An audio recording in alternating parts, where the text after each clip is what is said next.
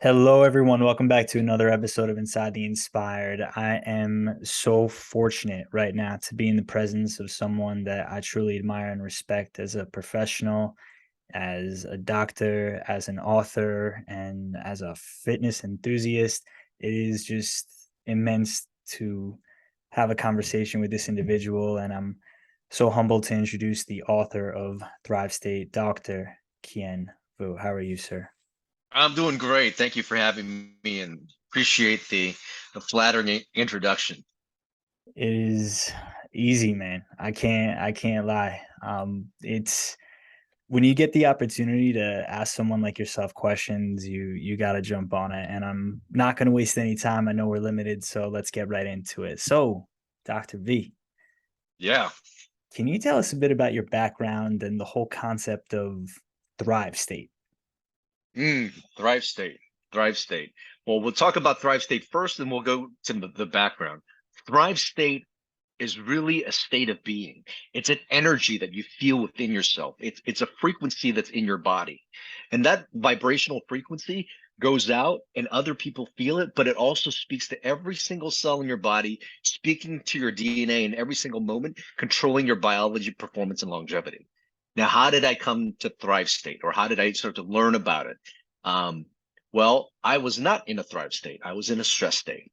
I am a doctor that was trained in interventional radiology, which is minimally invasive surgery. And about 6 years ago, I was overweight, diabetic, had high blood pressure, and I was on prescription medications. An MD who was trained at the National Institutes of Health, trained at UCLA, trained at the Howard Hughes Medical Institute, had all this Western traditional medical training, but yet I didn't have the tools to be well. And if I continued down that route of traditional medicine only, I'm not saying it's bad, but if I continued only on that path, it would be more medications, higher doses. And that's how most people in America, once they come to a place where they're stressed, um, they'll end up with more medicines and potentially surgery. Um, and that's where I was in my life. And how did I get to that point? This is where some of the more sort of, I would say, spiritual aspects of my awakening, told me, in terms of like just tapping into who we are authentically as people is actually medicine. And that's how I use to kind of cure my diseases. So let's back up to my story a little bit. I was actually not born in this country. I was born in Vietnam. After the Vietnam War, I was actually on a refugee boat for 8 months, a Philippine refugee camp for 3 months, and then our family was sponsored to America by a Catholic church. And I remember, as a child, you would think, oh, okay, a kid who just went through all this adversity would be so grateful to grow up in America. Well, not this kid. This kid was ashamed of his parents who couldn't speak English. This kid was ashamed of living in a one-bedroom apartment with two of his uncles and very, very small quarters. This kid was very embarrassed to walk to school with hand-me-down clothes, with holes basically in my pants and in my shoes. This kid was ashamed of the food that I took to school that stunk to everybody else. You know, I was that kid, and I think many people resonate with my story because they resonate with a part of themselves that didn't feel good to be themselves, just who they are.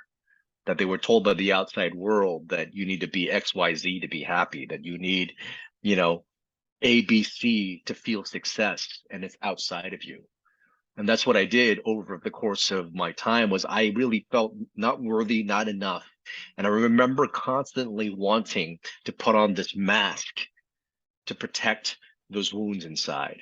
And so I remember I was like one of the very few people in my elementary school. I grew up in Chinatown, LA, where most of the people, you either spoke with a Mexican accent or a thick Chinese accent. And they said, God damn it, I'm going to speak like Sean Connery so I would not sound like a fobby Chinese guy. So I remember changing my voice, and then throughout high school, it was about, trying to get the best grades, just to feel loved or worthy, having a sense of humor so I could be funny to people. And it was all striving, for these things in my life that I thought would bring me love and bring me more success. And so I climbed the ranks, medical school, residency. I went to the top residency at UCLA, um, only to discover I was constantly chasing.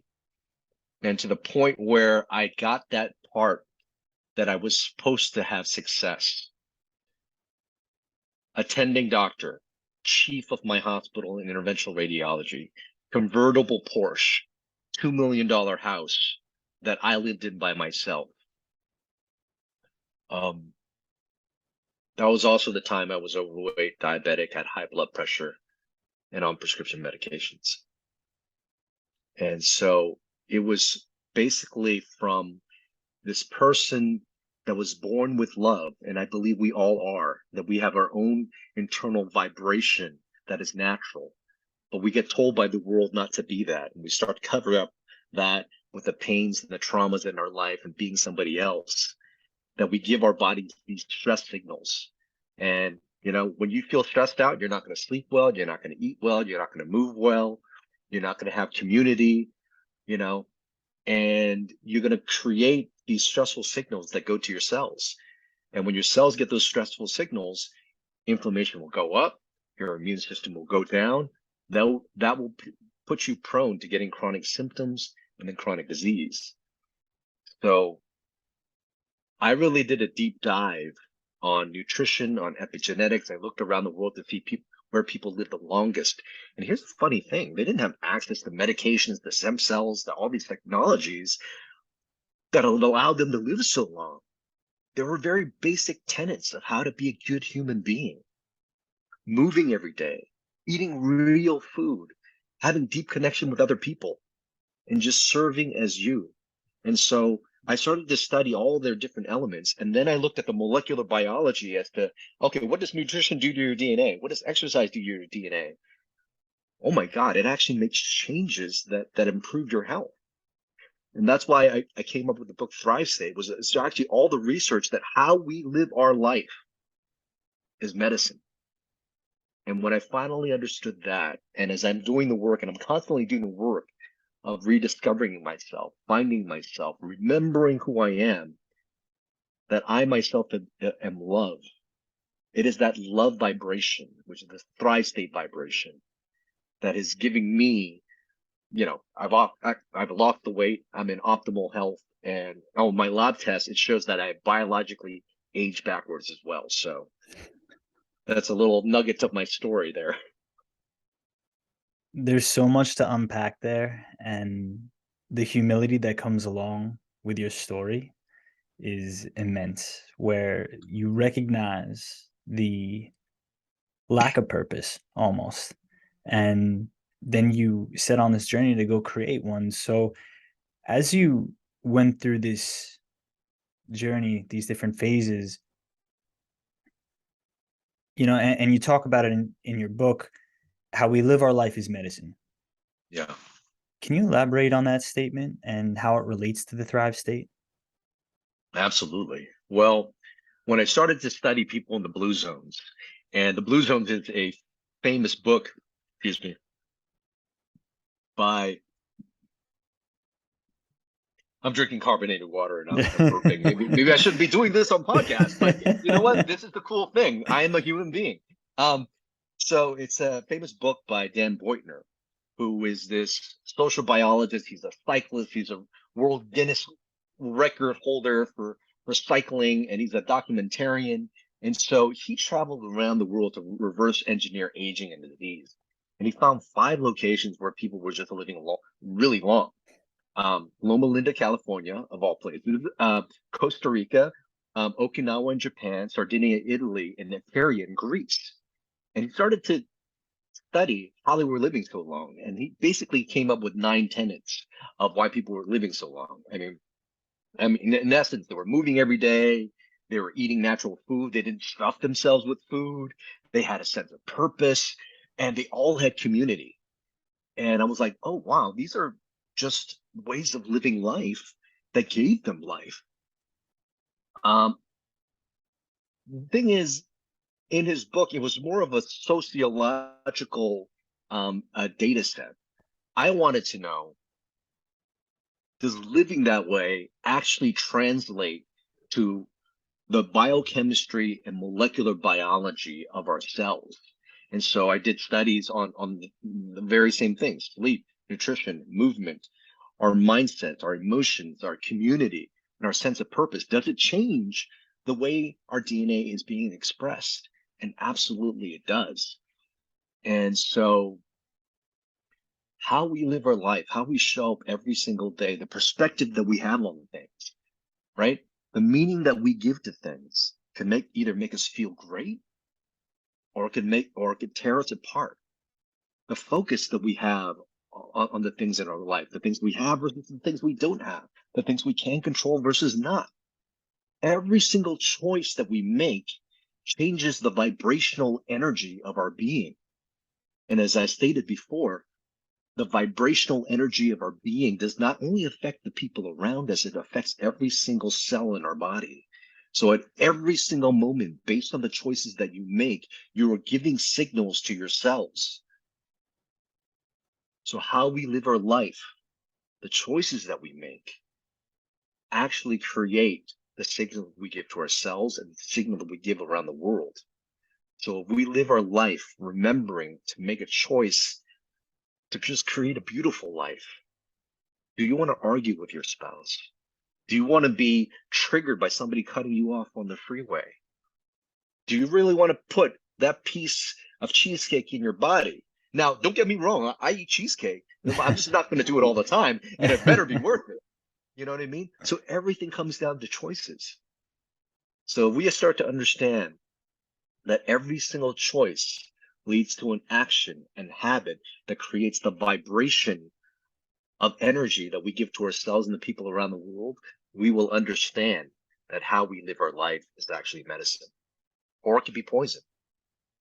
It's so refreshing to hear a practicing medical doctor talk about health and wellness and live the lifestyle truly to its utmost potential. And my kind of curiosity around this, as a athlete myself, I consider myself an athlete just based on my output. But I also have my professional life, and you talk about all the choices that we make on a daily basis. How can people kind of wrestle with the notion that this is all lovey-dovey relative to, cellular happiness? And you did a really good job in your book about distinguishing between the two, when it Mhm. does come down to the choices. But, how do you recommend or really touch the soul of an individual who's wrestling with this whole, it's okay to be, body positivity, if you will, almost Mhm. to an extreme and at the expense of being controversial or fault. How do we, wrap our heads around that concept and start to deliver the message in a way that's palatable and actionable? Got it. I heard a couple of questions in there, so let's dive through each a little bit. Can you give me Thank one you. direct question in terms of what you wanted to know? Are we addressing the body composition and positivity kind of question, or why don't you give me one direct question, because I got lost in the mix there. Sure. So what I'm trying to ask is, how can people see through all of the positivity and not get lost in all the information that's out there and not necessarily find it to be too lovey-dovey and actually take some steps towards making themselves better? Oh, are you basically saying there's a lot of kind of woo-woo, lovey-dovey information that's Yes. out there, and how do they sift that to find the information to actually make changes in their life? Yes. Because is your premise that a lot of information that's out there is just woo-woo and just sort of like not really um, uh, doesn't really have any scientific basis or something like that? My point is, I believe that the larger audience believes that, Mm-hmm. and my goal is to circumvent that premise. Got it, got it, got it. Yeah, there's certainly a lot out there. There's certainly a lot out there that will that's only existing on the web to grab your attention. So it might be a little bit of hyperbole, all the information that is out there. And I gotta say that if you're in a stress state, you are more acclimated and prone to just stay on your phone, to look through the stuff and sift and not be present and aware of who you are. So I just got to say, the following is time to yourself and space to yourself is so important. And if you don't have a few moments in your day where you can just pause and take 10 deep breaths in through your nose, out through your mouth, like you're blowing through a straw very slowly. And when we have that long exhale, we activate the parasympathetic nervous system. That's when you're still. In that stillness, you can ask yourself some questions is, am I healthy? Am I happy? How am I feeling? Many people don't know. People are just kind of stressed out all the time and they don't really know. And I could say that if you don't feel that sense of calm and peace and happiness and health in your life, are there things that are out there that you resonate with? Is there somebody that you feel who is speaking to you and you're just like, I'm vibing that. There's some truth in that. Versus you'll also feel certain things, or like when somebody says things and they're like very, I don't know, woo woo or they're saying things, you resonate with them, but you're resonating with them in a way that's like negative, like, oh, it doesn't make me feel good about myself. They look so good, they look so healthy, but the way they say it just doesn't make me feel good about myself. And I could just say, as you start to trust your intuition with the information that's out there, the information that speaks truth to you, you're going to feel it, you're going to sense it. And then with that, you can slowly take little tiny steps on, to each one of the choices that you make every single day to start making a new choice, that's more aligned with the person that you are. It's a great take on a very complicated question. So I appreciate you rounding it out for me. In your book, you talk about having a strong sense of purpose. Yeah. And you mentioned that our purpose is ourselves. Your purpose is you, as you put it. Yeah. Yeah. And you bring up the concept of eudaimonia. Yeah. Can you explain the concept and how it relates to health and well-being? Oh, absolutely. So so there's different type of happiness that's out there. There's hedonic happiness, which is the pleasure that you get with things like a car, a money, a house, or whatever, those type of things. That's hedonic type of happiness. There are other authors that talk about when you got hedonic happiness, what will happen is you'll get the thing that makes you happy, and you almost have to up level it for you to continue to stay happy. So there's that hedonic adaptation. So that's hedonic happiness. Then we've got eudaimonic happiness. Eudaimonic happiness is the happiness you feel when you feel like you're connected to something bigger, when you're part of something, when you belong to something, when you could serve yourself to something. So that's the happiness that's associated with purpose. And there's actually several different studies that compare these two type of happinesses. One is from a colleague of mine at UCLA, Stephen Cole, that studied people that were primarily hedonically happy versus people that had eudaimonic happiness. And what he found was this: the people that had eudaimonic happiness, there was a gene sequence that got turned off. This is the stressful gene sequence. So when you had a sense of purpose, that thing got turned off. And what happens when that thing gets turned off? It lowers your inflammation, it increases your immunity, and they have a longer life. The people with hedonic happiness, it's funny. They noticed that there was a slight increase in inflammation in those people and a slight decrease in immunity. So, it might show that people who are out for hedonistic type of happiness and pleasures tend to be a little bit more in the stress state versus the people who are in the eudaimonic or have purpose in the thrive state. There are also studies done by Barbara Fredrickson.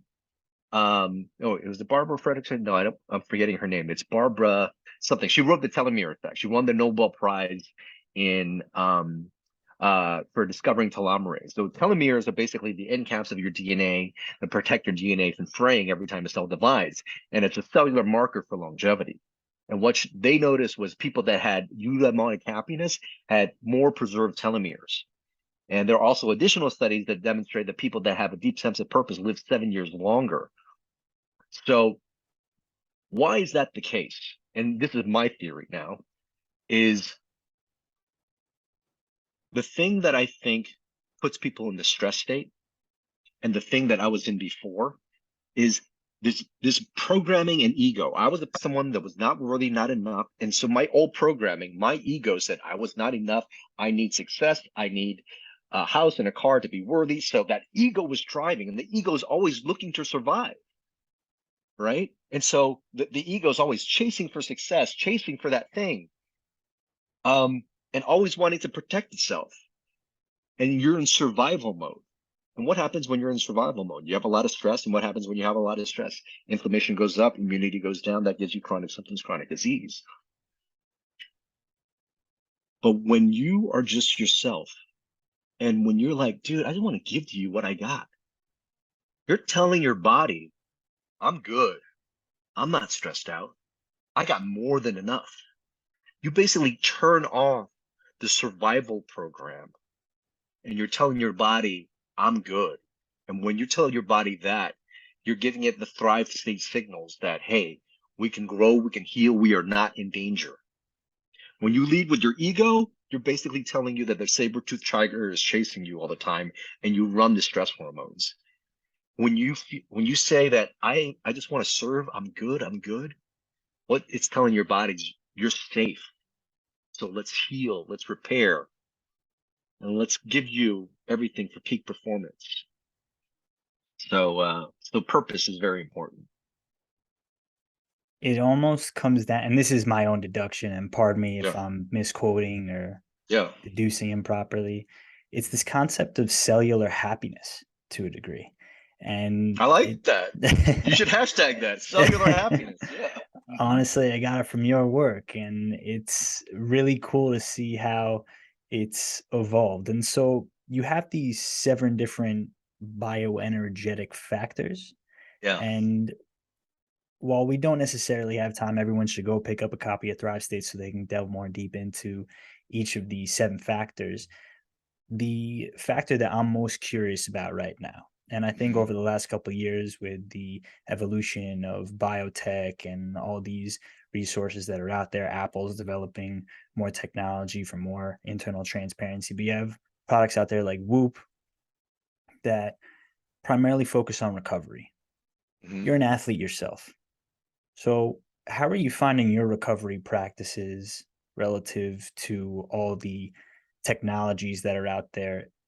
Do you find that there is a gap in the effectiveness, or is it a tool worth picking up and seeing through? Right. I would probably say this as it turns out to for technology.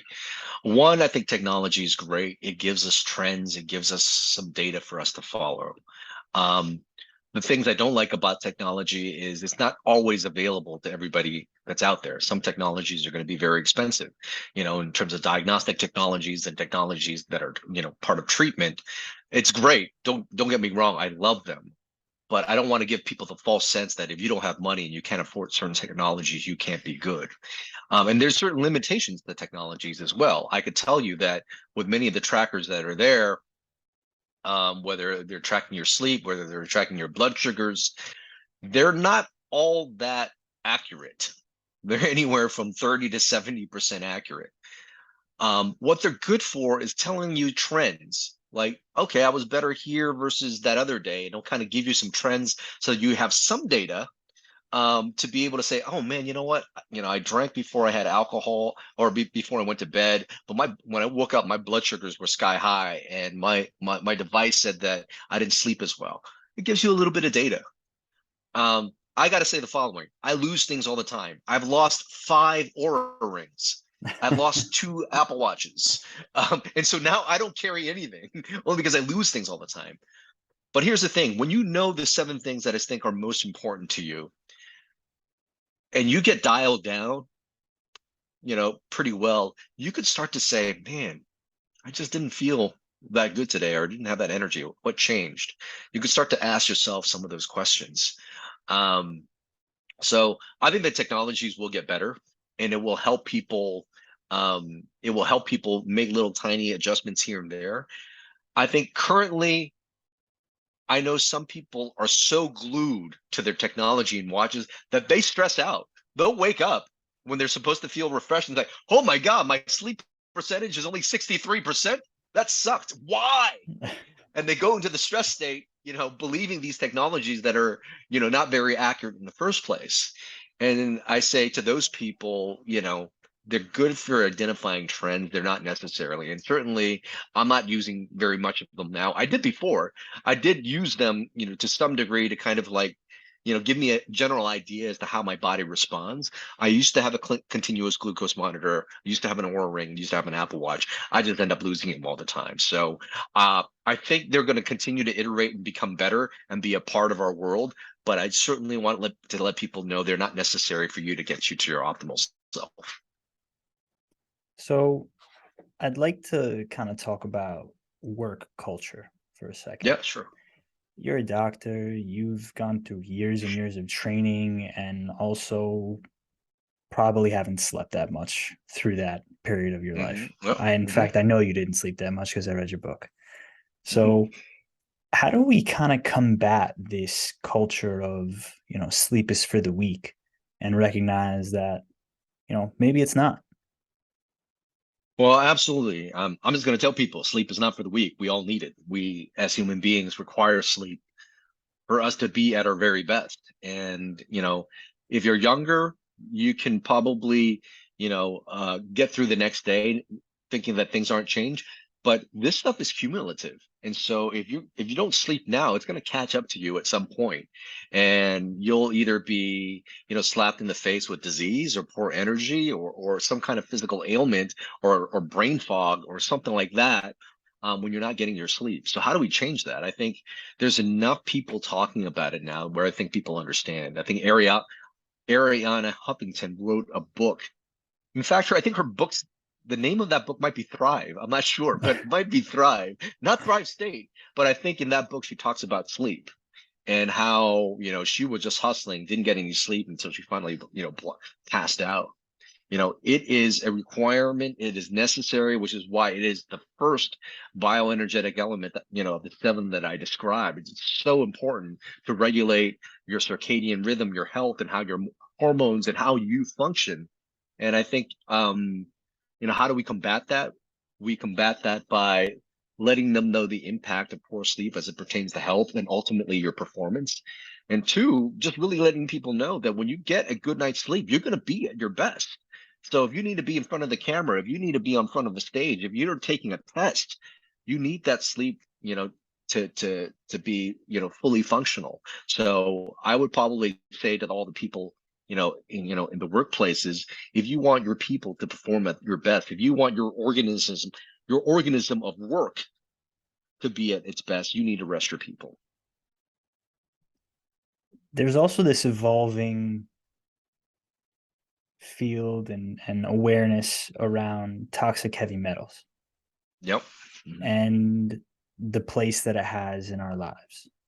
Mm-hmm. Can you speak about how you see toxic heavy metals playing a role in our lives, if any? Yeah. Well, I mean, the body reacts, every single individual, it will react differently to heavy metals, but heavy metals is something that, can be stored in your body for a long time and cause health habits. I will probably say the two biggest sources in terms of a toxic heavy metal would be mercury, and the two sources that give the most mercury would be mercury fillings. I had all my mercury fillings removed because that's one source, and the other thing is eating large fish. We're talking about sea bass, we're talking about tuna and things like that. Tony Robbins recently had, a big hole burned in his esophagus and passed out on stage at one of the events because he had mercury poisoning.